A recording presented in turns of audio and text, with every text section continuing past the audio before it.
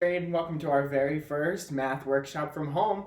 I'm Mr. Foreman, and from the rest of the first grade team, Miss S, Mrs. Ray, Miss Castillo, and Miss K, we just want to say that we miss you very much, and we hope you're staying healthy, staying safe during this time, and we hope you're checking out some of our YouTube videos, going on to Lexia, ST Math, and I think by now most people have gotten their packets, so you can start working on your packets during the school week. Today we are going to be doing a little bit of a math review here on my lovely whiteboard in my room. From here we're going to be going over mental math, greater than, less than, and fractions. For this lesson you're going to need a piece of paper and a pencil. I will give you 30 seconds to go find that. Pause this video right now so you can go get that and get ready for the lesson. So the first math concept that we will be reviewing today is going to be mental math. We went over mental math in class for a couple of weeks, but I thought it'd be really important to review it because there's a lot of different pages in the packet that you will need to use mental math for. So if we're remembering mental math deals with the place value of a number. In first grade, we've been talking about the place value of tens and the place value of ones. So if I'm looking at the number 52 and I need to figure out its place value, I'm going to think, tens and ones. I'm looking at the number 52. 5 is where you would find our tens, and 2 is the place value of the ones. This is a very important concept and strategy to know before you do mental math so that when you're adding two numbers, you can know which place value is which. So we're going to do some practice problems before you'll have a chance to work on it at home. Do some mental math practice. Here's a practice problem. 10 plus 20 equals blank. Remember, if we're using mental math, we need to look at the place value of a number. First, we need to find the tens place. In this number here, the tens place would be the 1. In this number here, the tens place would be the 2. Then we need to find the ones place. In this number, it would be a 0. I like to represent the different place values with different symbols so I don't get confused when I'm coming to the end and I need to figure out the math problem. And in this number, the ones place is also a 0. So I need to do 1 plus 2 equals 3, and 0 plus 0 equals 0. So 10 plus 20 equals 30. Remember, scholars, we've been working on mental math for a while, so this should be a review and not something that you need to spend too much time on. Here is where you can use that pencil and paper to solve some practice problems using mental math. In a few seconds, you'll be able to pause the video to solve them, and you can send a message to your teacher on Class Dojo with your answers. After the addition mental math problems, I'll be posting some subtraction mental math problems. So make sure you solve the addition, unpause the video, and then do the subtraction. Again, please send your answers to your homeroom teacher on Class Dojo. I'll read these three right now. Number 1, 15 plus 20 equals blank. Number 2, 43 plus 10 equals blank.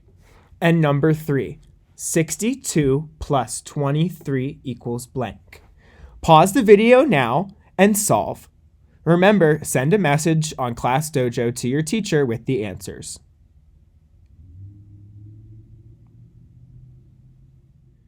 Welcome back. I hope you paused the video and solved the addition mental math practice problems. Now it's time to solve some subtraction mental math problems. These ones can be a little bit trickier because the sign tricks up some scholars, so make sure you're double checking their work when they're doing these ones. Number 4. 60 take away 20 equals blank. Number 5, 80 take away 30 equals blank. And number 6, 65 take away 13 equals blank. Make sure you pause the video now, finish solving these 3 problems, and send all 6 of your answers to your homeroom teacher on ClassDojo. Good luck! I hope that was a nice little review on mental math, and I hope that you're able to send us some answers on ClassDojo. Before we move into our next review, I wanted to take a couple of seconds just to take some deep breaths. Take a deep breath in. Deep breath out. Do that 3 more times. Hey everyone, welcome back to my amazing classroom. Here we are. We're going to be moving into our next topic of review, which is going to be fractions.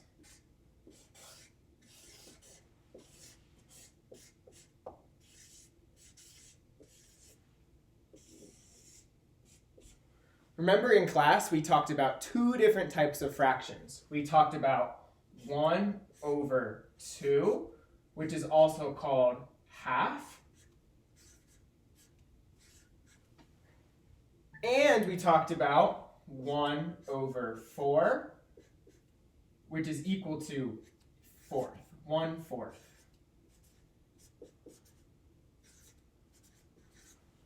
And I'll bring the camera a little bit closer so that you can see that.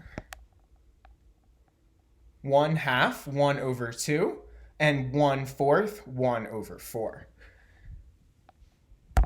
Now let's review halves and fourths.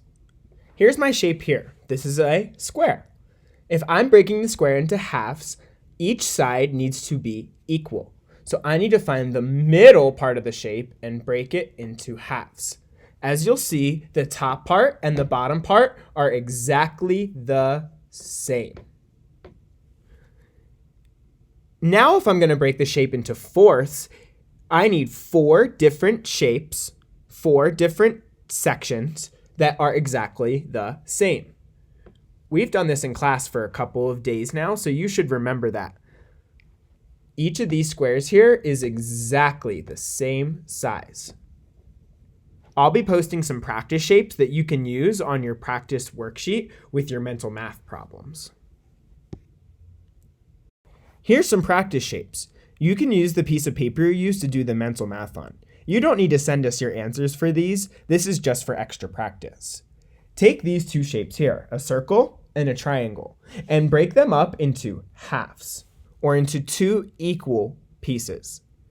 Again, use the worksheet that you are using for your mental math and just do some practice problems with some shapes.